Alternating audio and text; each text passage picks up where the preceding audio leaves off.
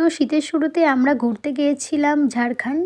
আর ওখানে গিয়ে দেখো আমি কয়েকটা গাছ আমার চোখে না, আমার সাথে যিনি গেছিলেন ওনার চোখে পড়েছিল, তো আমাকে ডেকে নিয়ে আসে।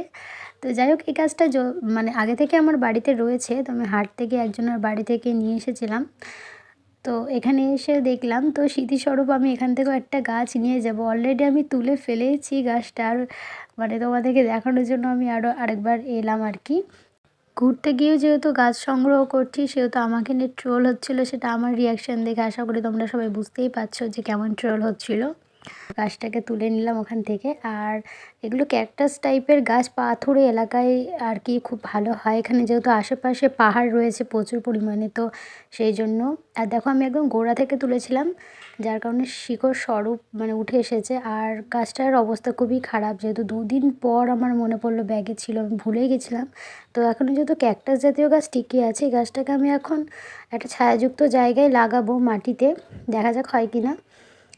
আরও কিছু গাছের বীজ আমি পাহাড়ের গা থেকে সংগ্রহ করেছি, সেগুলো আমি অবশ্যই তোমাদেরকে অন্যান্য শর্টসে দেখাবো যে কী কী পাহাড়ি এলাকার মানে গাছের বীজ আমি সংগ্রহ করতে পেরেছি। সেগুলো এক ভিডিওতে দেওয়া আমার সম্ভব না।